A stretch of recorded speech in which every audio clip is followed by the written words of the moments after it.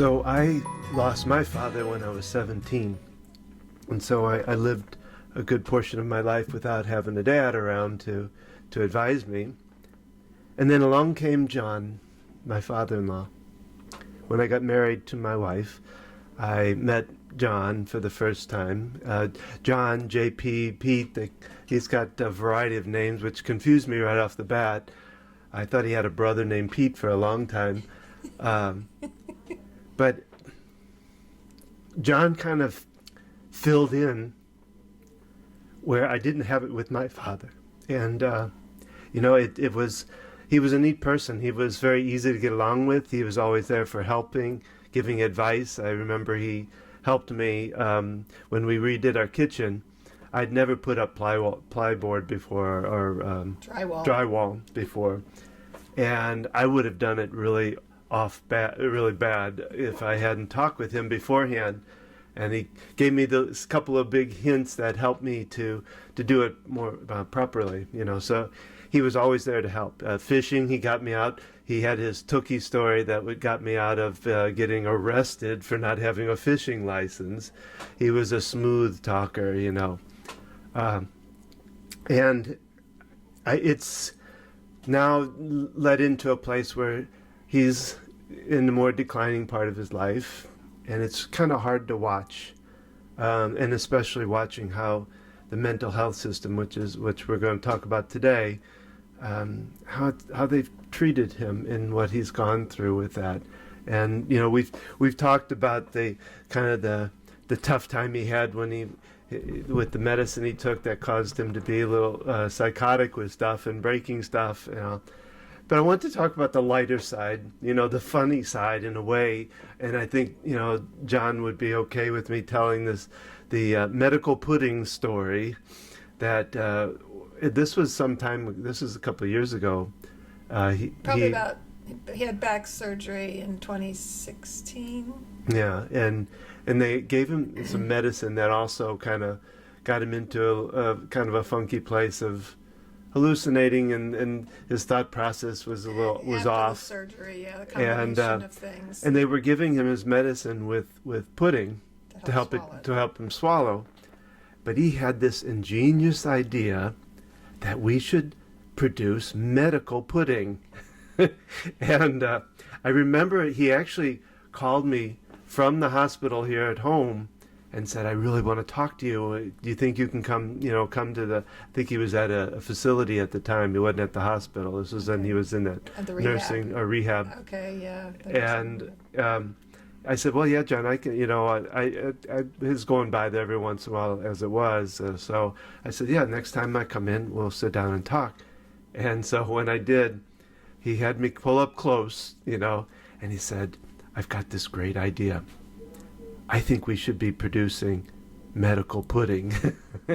And it was hard for me, I just had to, I played along with it because it was, he wasn't thinking in the best way at the time. But, he actually took the idea. He called the administrator of the facility and asked him to come down to present this idea to him. He went full-fledged into this. Yeah, I don't know that he ever spelled out whether the medicine came with the pudding or it was to help swallow. He loves pudding, especially chocolate. I think it was just the labeling pudding as medical, To take with pills. So it was just, a lighter side of this, And that was the early stages of his dementia. Yeah. I think you should tell the Tookie story. Well, that was we years ago. That when they lived down in the lake, he was a fisherman to the max. He bought a speed fishing boat. It was a super fast fishing boat, and loved to go fishing. And so whenever we'd go down there, some of us or all of us would take turns going out fishing with him, and I did too. And this was in July. I remember we were down there, I think, for 4th of July or something around that. And he and I went out on the boat, and I thought I had a fishing license because we had gotten from the previous year, but it had expired. I think it was only like a week before. And here we're sitting there, and here come the it was the Coast Guard. Yeah. And I was like, and they come buzzing up. I don't know. I'm trying to remember if he even had some kind of light on or something, and pulled up beside of us and asked us to look at and I didn't realize mine had expired. John handed his to them, and I handed mine to them, and they looked at me and they said, "So your fishing license is expired, and I'm afraid we're going to have to take you in." And I was like, "Are you serious for a fishing?" And it was only a week late, and they said, "Oh no, it's against the law to be fishing without a license, and yours is expired, and I'm afraid you're going to have to come with us." And John started, the smooth talker that he was, started talking to them, and it was just fun to kind of watch in a way. But I was scared because at the time we had the two. I think that's when Abby was still. They were both small, young. Yeah, our kids were pretty and young. I'm thinking I'm going to be in jail with two small kids, and for a fishing thing, which really didn't. But John just talked to them, and then he brought up this guy Tookie. You know Tookie? I think that had to do with the building of their house. I think something like that. But he knew people. Tookie was apparently this very famous person in South Carolina. I just think it was this is rural, kind of. This is the west. It's Lake Murray, but it's the western part of the lake, so it's not. Yeah. It's not near Columbia. But so he just started. Somebody he knew, and I guess the fisher, the Coast Guard person knew him too, and they started this conversation about Tookie and how cool Tookie was, and your dad he weaved that story into this wondrous. It was just amazing. I watched it, and the guy said, "Well, I guess well, if you'd go get your license right now, we'll let you go with a warning." And John was like, "Yeah, we'll go right," which we did. We ended up going up and bought one right then and there. And you never went fishing again. No, I don't think I did. I'm trying to think why, but it was just because getting out on the fishing boat with him, he'd want to go at 5 in the morning or 6 in the morning, and it would be cold out, and then you're flying along. I mean, this boat went really fast. It lifted up, and it skimmed across the water, and you'd freeze your you-know-what off as you were going. And by the time you got to the place to fish, you were like, and it would take you like half the day just to warm up and get back to it. But it was some neat memories, and I'm getting a little choked. I really always appreciated John for all the things he did for us, for me, and just being there and helping us and doing stuff. He's a neat father-in-law. I don't want to say was. He's not gone. Yeah, he's still hanging on, just not doing the greatest. But you got me thinking about how he helped us when we bought this house that we live in, and there wasn't trim around the baseboard, and because there used to be carpets, and it had been pulled out, it was messy. And he helped put that tiny little trim in. Yeah. Well, he was 60 at the time. He did a lot. Like I said, he was always there for us. So, hello. Hello. I'm Don. And this is Gina. We're a Focused Healthy Family. You're a bit tongue-tied today. Let you do the rest. And this is podcast number 3. Today? 53. Number 53. Did I say 3? We're all tongue-tied today. Yeah. We're talking about the sandwich generation and how it scrambles your brain. When you're juggling caring for aging parents or other loved ones and your dependent children who might be even adults but still dependent on you either emotionally or financially or living at home. And how you juggle all that with your own sanity. Yeah. And that's what we're going to talk about today. But first, there's a word from our sponsor.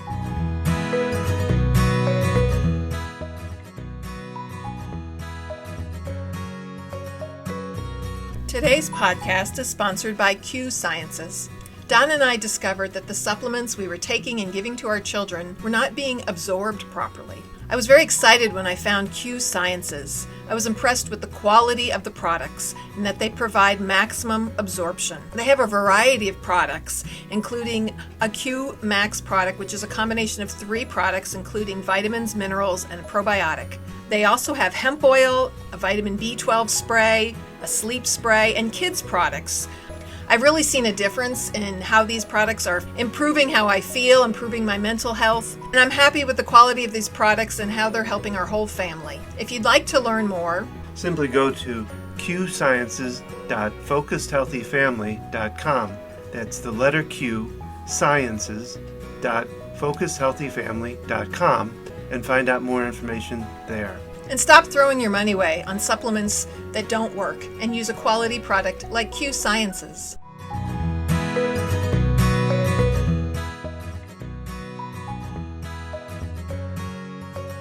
And we're back. Scrambled brains and the sandwich. We're talking egg sandwiches today. So the sandwich generation is parents that are sandwiched between caring for an elderly or aging parent and also still raising their kids in some way, shape, or form. Even adult kids that they may be supporting or helping in some way. And you might feel sandwiched even if that doesn't exactly fit. Just taking care of yourself and taking care of being a caregiver for someone can leave you feeling sandwiched. You know, working in the healthcare field and caring for other people. I guess I'm a triple-decker sandwich. Yeah, that's true. I never thought about that. Because we're in the midst of it ourselves. With like I said, the whole story about John is that we're having to help out a lot there. Yeah, he has Parkinson's, and Parkinson's is a progressive neurological disorder. And sometimes there is dementia. There's not always dementia with Parkinson's, but there can be. And dementia is a progressive disorder. There are many types of dementia. And we can get into that in another podcast. The dementia? And he had very mild dementia, like when his first back surgery happened and he came up with medical pudding. And COVID-19 and the lockdown. Yeah. And being locked out of activities before that COVID. They live in a 55-plus community where he would ride his golf cart, go to activities. Probably every day he went to something. He had a physical therapist who was located on campus. He could golf cart to that. He played cards. My parents were in the Italian group. And fishing, of course. All different kinds of groups and clubs. Fishing, golfing, as long as his back wasn't hurting, he was golfing. And despite being diagnosed with Parkinson's at 64, he continued to do that for some time. So what happened with the pandemic? All those activities got shut down. Yeah. Anyone living in any kind of independent senior community of any sort, as the rest of us know, different activities, in-person activities were shut down. And our body needs exercise to maintain our strength and our physical wellness. Our brain needs exercise to maintain its function. And lack of stimulation is like bed rest for the body. The brain does not get stimulated and dementia can progress. And I've seen this professionally, working in a continuous care retirement community, which involves people in skilled nursing, assisted living, independent living, all levels of care, as well as my own parents, and the severe effect it had on my father and many other people. And now with him being in the hospital and then he got pneumonia and going to the hospital, and oh my goodness. So the emergency room, unlike medical shows, they're usually in a room. It has a sliding glass door, but it's one person in there. Somehow he got put in the one room that was kind of a combined room. There was a wall between them, but before the glass doors, there was a space and a curtain. So he was essentially in a shared room. He heard everything. He has good hearing, unfortunately. Everything going on next door. And he kept convinced they were talking about him. Yeah. So he blacked out at home. My mom had to call paramedics because he kept going to the doctor and being told he didn't have pneumonia, but was coughing and sick and had been to the doctor. And he literally blacked out at the table one morning, and she couldn't arouse him. So, who knows when he woke up and came to with all that experience of being brought in by the ambulance. It's a busy hospital, lots going on. I got there a couple hours later. There's a police officer there. There's just all kinds of stuff going on. And he was really agitated. And my mom, told me I left work a little early to get over there. And he thought he did something wrong and was being brought there because he did something wrong. And it took me a little bit to figure that out, and understanding him and his speech, which can be very difficult for other people to understand because he has trouble with coming up with the right word, and just he's very low too. His thought, and his thought process, the way he says things, you kind of have to know him to know what he's talking about. So I figured out, he's overstimulated. There are too much going on. He's hearing the noises of everything, all the buzz and the activity. My mom told me before I got there, 2 people went into cardiac arrest in the emergency department. Right. And so all that buzzing that must have been happening, and, so I got there and I sort of helped to calm him down, but every so often, and in the time he was there, because they decided to admit him right away. So when they decide they're admitting you in the emergency room, you become low priority.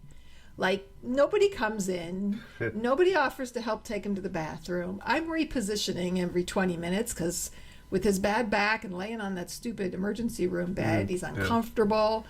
And so I'm helping managing all this, and no one's really coming in, and we're asking questions, and they're putting us off and saying, yeah, we'll be back in a minute. I'm in the middle of something else. 4 different people came in and out of the other side of that room. And at one point, he's like, Gina, you need to get over there. They're talking about me. I don't know how many times I said, Dad, that's your roommate. They're there. The doctor's talking about them. When they're talking about you, I'll know. And he'd calm down for a minute.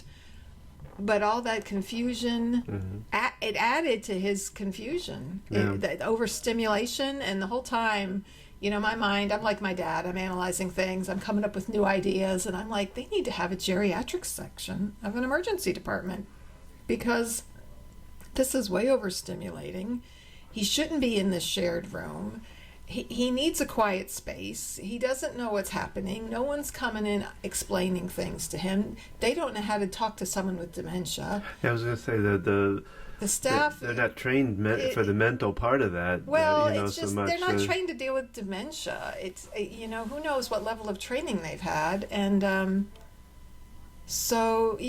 so I did a lot of in between and helping to calm my dad down. And again, he was convinced he did something. He kept wanting to pay. I'll pay whatever. I'm so sorry. Whatever I did. he was convinced he had done something wrong. And there was one point when I was able to say, Dad, you were at the table at home and you blacked out. Mom couldn't wake you up. She had to call the paramedics. And he's like, oh, I didn't know all that, right? And in that moment, he's like, okay. But an hour later, he thought my mom was leaving him. There's just a divorce. And that's kind of a common thing with dementia, to have worries about your spouse having an affair and different kinds of things. And these are common things. And when you add all those different stimulation, it adds to that confusion.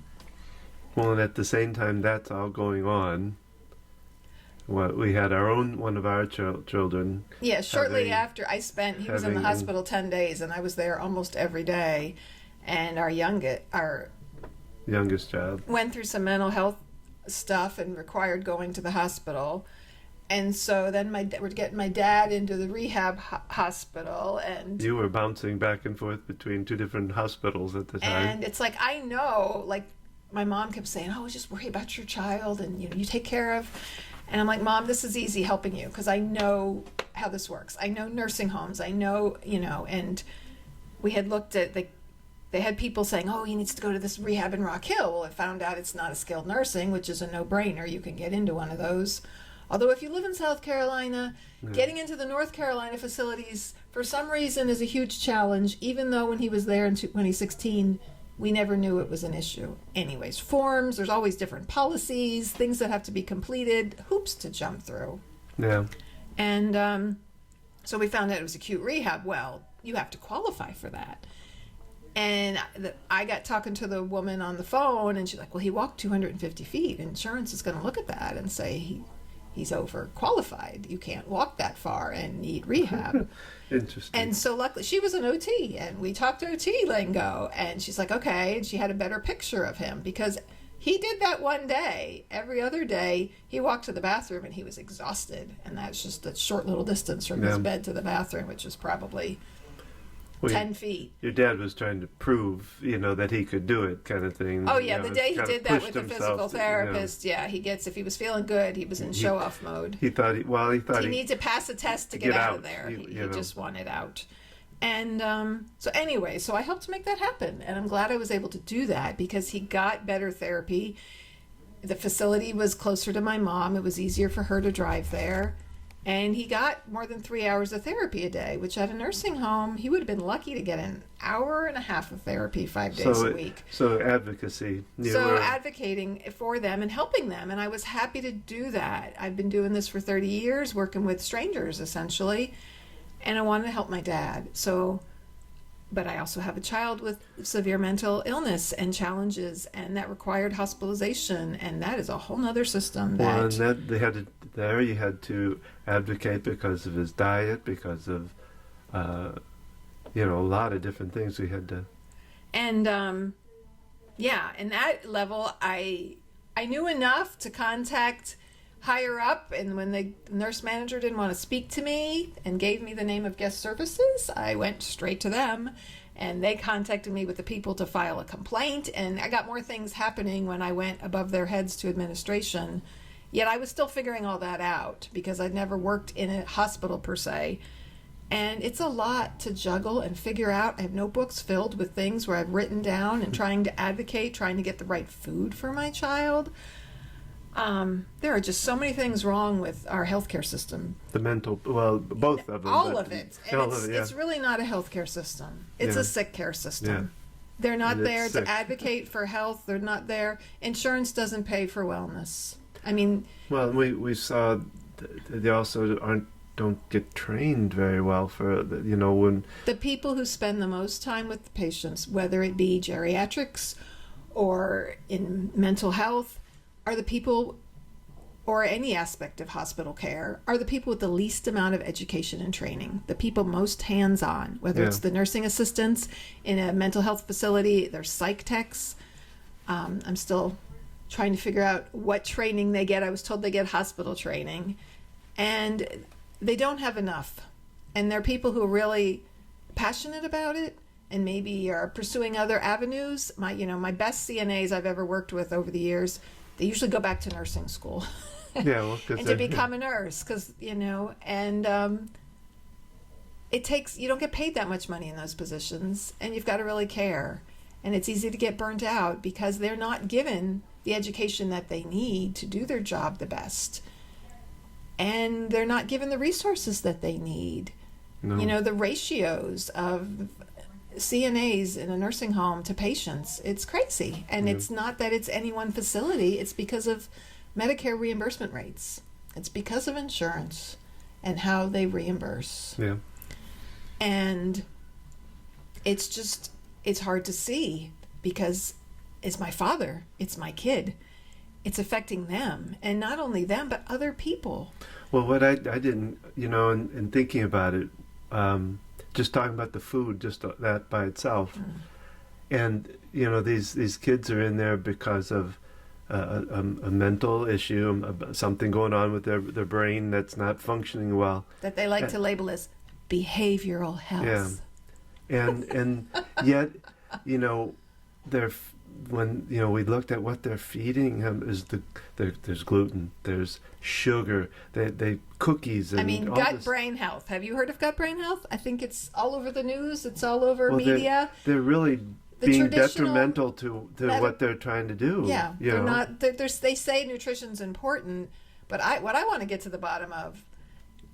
I work in a nursing home, and the portions that the patients get, they tend to complain that they're too much, especially when you're talking the greatest generation, people who grew up during the Depression, don't want to waste, and they're getting more food that they can possibly eat, but they're required by government rules to give them so much food.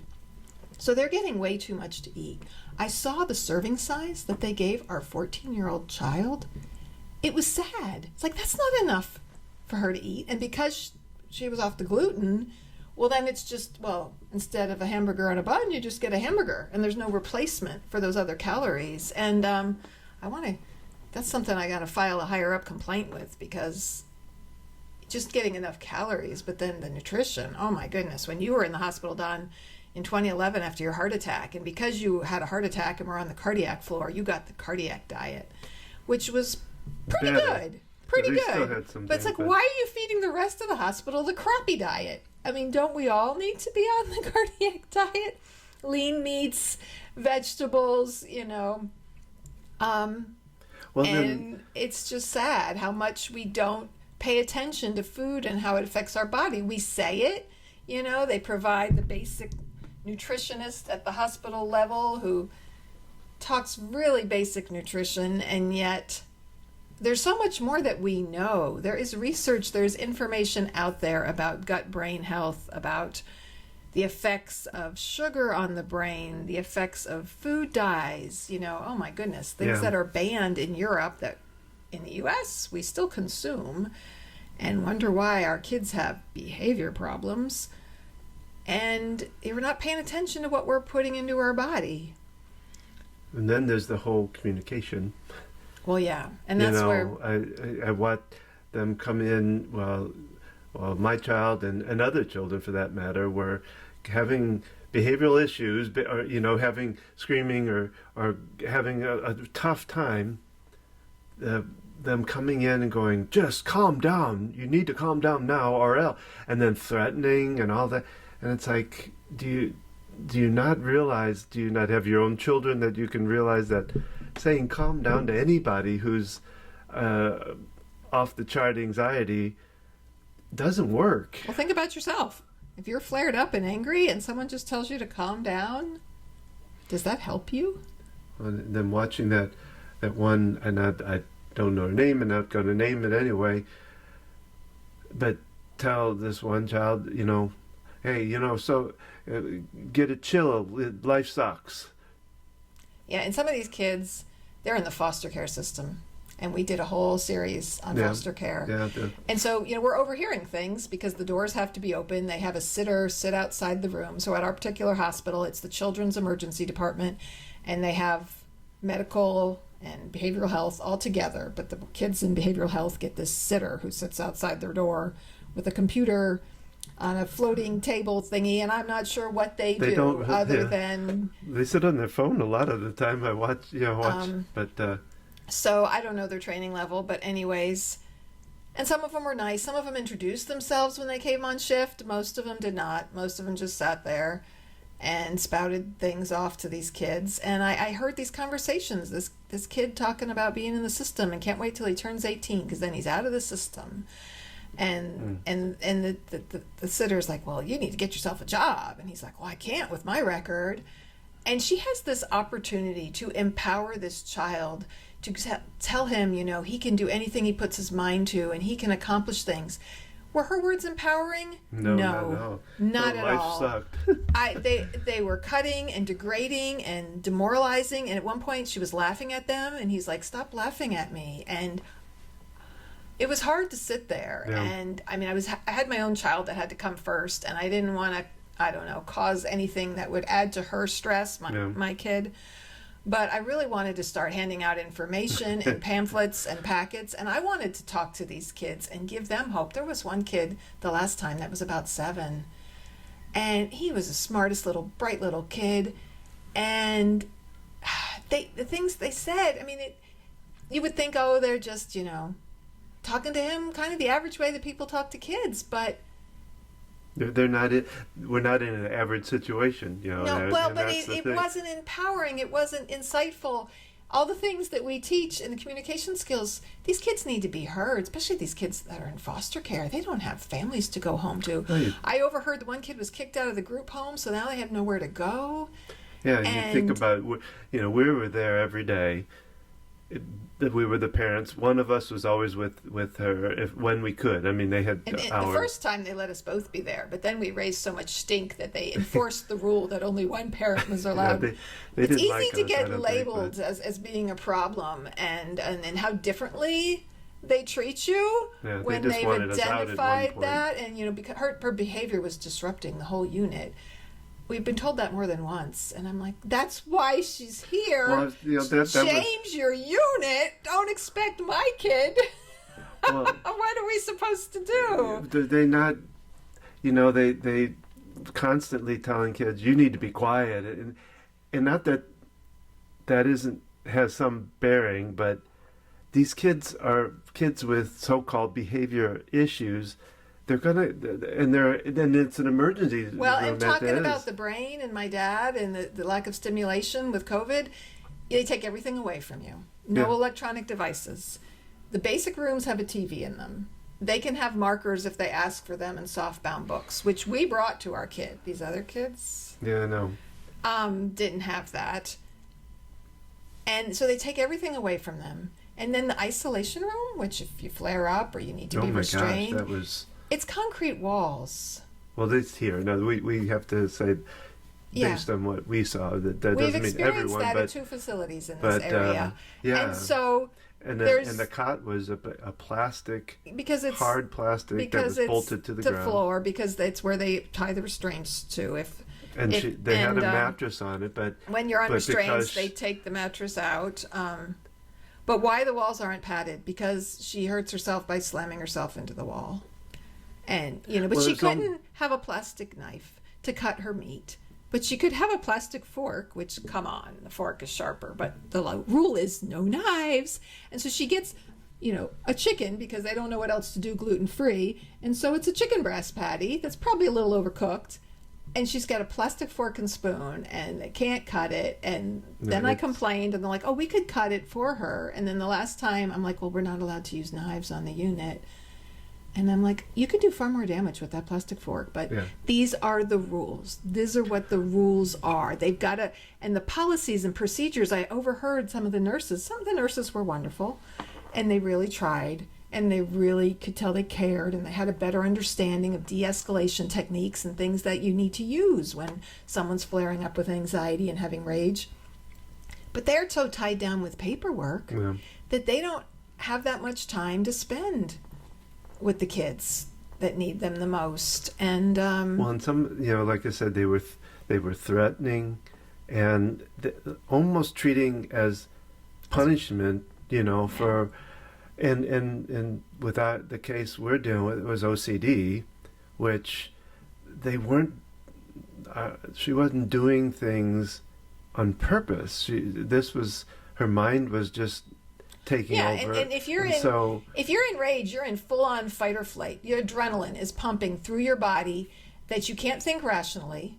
A tiger is chasing you down in the wild, and you have got to survive. Yeah. And that is literally the way our brain is set up. So if you tell someone in that state to calm down, they are just fighting. So at one point, she's in the room, and there's a button that says help, and she's pressing it over and over. And she's like, you're not helping me. I need help. And she's getting in trouble for saying she needs help. Yeah. And then we were asking about checking her blood sugar. Well, she's been cleared medically. Oh, my God. That about sent me through the roof. Yeah. I'm like, why is mental illness not medical? It's like, oh, she's been turned over to behavioral health. We don't look at medical things anymore. Yeah. And our system is... It's messed up. And it really is. And the kids are suffering. I just, as hard as it was for our kid, my heart, I just can't stop thinking about these other kids and that one kid who's eager to age out at 18. And then what's going to happen to this kid? He already thinks at 16 that he can't get a job. And what kind of life is he going to live? He's got no support. I mean, how else, if they're told they can't get a job, well, no wonder people go into illegal activity to earn money. You got to earn money. You got to get food. You've got to survive. You've got to live on your own. And this is the support they're getting. And these are the words, the people that are having the most impact with them. They have the opportunity to really affect change with these kids, to be a positive voice, to use basic communication skills. Validating feelings. Yeah. Learning to take away the threatening parts and do it. Not that you, like, you know, taking away the pillow so that she doesn't, like, suffocate herself. Well, some of it was rules. Like, they didn't even spell out, like, okay, these are the rules. If this happens, then you go to this, you know. Yeah. They don't clearly spell out all the rules. It's just when it happens, they do it. Right. You know, not, okay, this is what to expect. These are the rules. This is what we need you to follow. And these are the consequences if you don't follow them. no one takes the time or has the time to follow through with that. So you've got kids and kids without parents that are there. They need someone to listen to them. They need to feel heard. They need their feelings validated. They need opportunities to explore and engage in problem-solving techniques. And oh my gosh, I just want to create a program. They need a HASA, a hospital-appointed special. How's that? What was that? The CASA. Yeah, special advocate. Yeah. We need. Well, they did. I mean, I thought about the whole foster care system and that these kids don't have those advocates. But I'm just thinking about being someone that could. It's kind of like the CASA that's at the court that's, standing up. But they could have had CASAs and they could have been involved at this level. I know as we were leaving, there was someone from DSS who came in. He might have been a social worker and was taking care of 2 kids that were there. And, that's his role. I just thought about kids in the situation, not just foster kids, but any kids, to have an advocate. They need an advocate for them. And that's I reached out to ombudsmen. They are advocates that provide advocacy and support, and they have them for nursing homes. That's how I knew about them, and I found the one for Medicaid to help get me some answers and make some connections, although I'm waiting on some different things to get some answers on some things that we keep getting told, and trying to find help and support for our kid. So I guess what we need, kind of bring it to, I don't know, circle back around, kind of comes in. But it's so in people in the sandwich generation, they really need to be advocates in 2 different directions in a way. And they need advocates. Yes. As the person in the middle of it, I couldn't have done all this without the support of Don, having each other, and my friends and my family. I've been fortunate to be part of a very small group of women. We started together a year ago doing a Restart, which is a sugar detox program, and became close and connected. And then 4 of us plus our fearless leader went on to pursue the Positive Intelligence program. You can look that up. We did podcasts on that and participated in this program together. And now we meet weekly on Zoom, and we do Marco Polos to keep up with each other. Only 2 of us live in the same area. The others are in different states. And yet we have this deep connection, and we really share, and we can feel validated with each other that we have that support. And that has been huge for my mental health. As we've talked about before, I have depression, more likely bipolar 2, where I have hypomania and depression, and on 2 different medications because of that, despite trying many different things before going the medication route, and still worked with EFT practitioners for long stretches of time over the years, still trying to find a therapist that would be beneficial to me. I've been sought that out because insurance would pay for it, at least with the copay. Well, that's another whole podcast. We could talk about therapists and how dealing with them and how to. But so I need that support for my mental health, and then as a parent, we need support. That's why when we do the communication skills classes, part of what people love about coming to our classes is other parents are there, not just us. We're there sort of as facilitators with our own professional experience, but also as parents. I tell everybody every time we do that class, it helps me remember how to parent my own kids, and all of them, the 25-year-old, the 21-year-old, and the 14-year-old. It reminds me of better ways to communicate as well as with each other. Well, and I have to say, you were a big support for me too, and you've helped me all along to learn to rethink how I say things, learn how to rethink how I do things with the kids to make it better. So you've been real support. He's getting teary-eyed.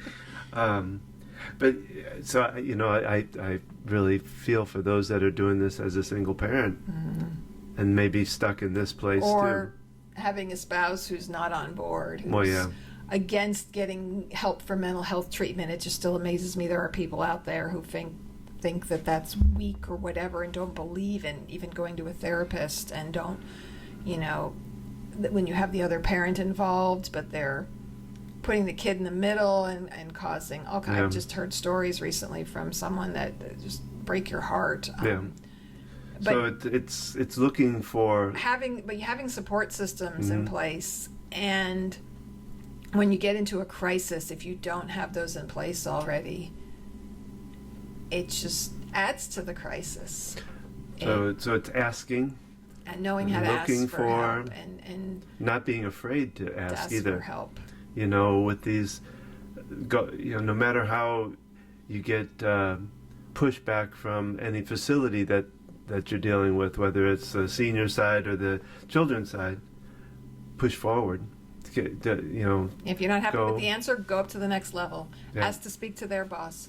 Ask Don't to speak be afraid to management. Ask for what you need. Guest services has got me connected. And the funny thing is, those people I spoke to, they validated my feelings. They heard me. They agreed that the kids should not be talked to this way. Some of the people on the behavioral health unit, well, even they're acting like these kids are in prison. Yeah, I know. And they have this attitude and this control complex that they're in control and the kids need to just do what they're told.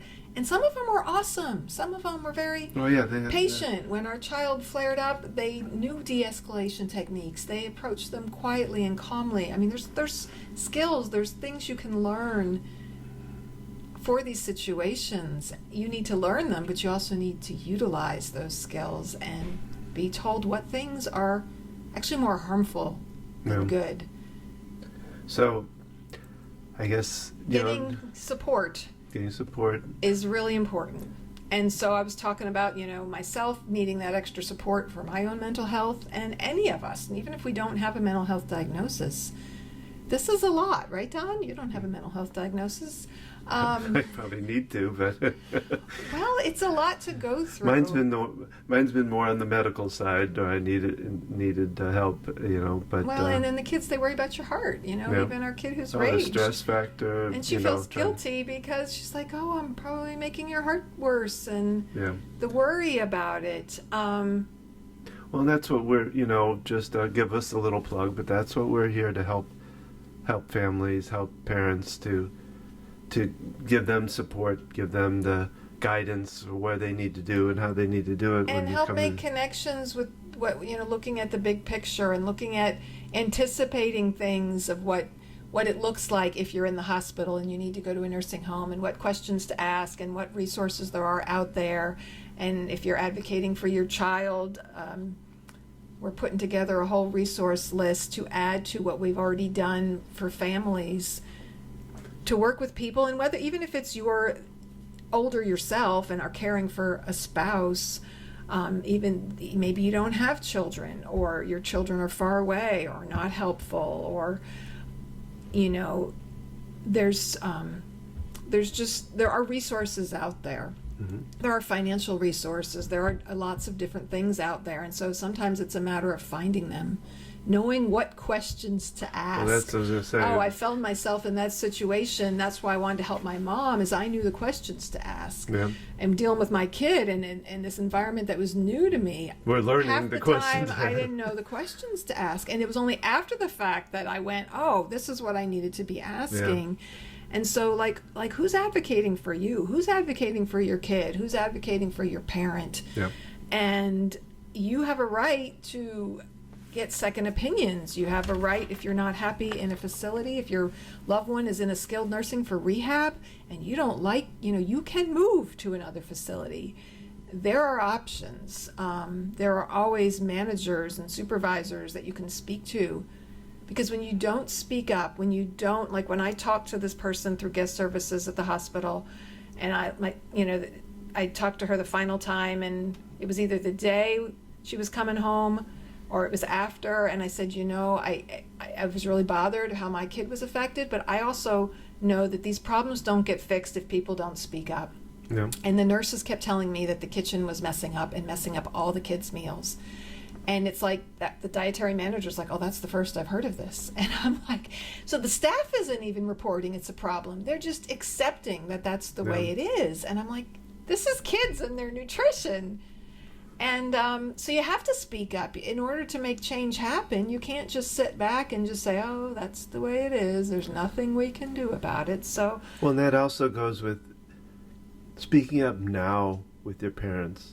oh, yeah. Not Prevention. waiting till, talking Prevention. through and it's not easy. It's not, and we're kind of And it doesn't matter where you're at, getting some of this stuff down, finding support, connecting with someone, reaching out, doing some research.